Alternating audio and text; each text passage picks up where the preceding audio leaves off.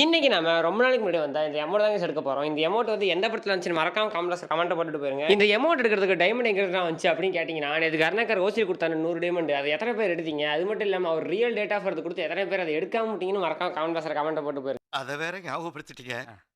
நெஞ்சமெல்லாம் பொண்ணா இருக்கு தம்பி. என் ஃப்ரெண்டோட அக்கௌண்ட் அப்படிதான் பண்ணிவிட்டேன் ஒரு சிறப்பான சம்பவத்த. சரி வாங்க நம்ம டைரக்ட்டா வீடியோக்குள்ள போயிடலாம். ஃபர்ஸ்ட் நம்மளுக்கு தேவையில்லாத 2 ஐட்டத்த ரிமூவ் பண்ணிக்கலாம். ரிமூவ் பண்ணியாச்சு. இப்போ வந்து நாம ஸ்பின்னிங் ஆரம்பிச்சிரலாம். ஃபர்ஸ்ட் 9 டைமண்ட சுத்திக்கிறலாம். 9 டைமண்ட்ல எதுவும் குடுக்கல. அடுத்து 19 டைமண்ட் ஸ்பின்ன போட்டுறலாம்.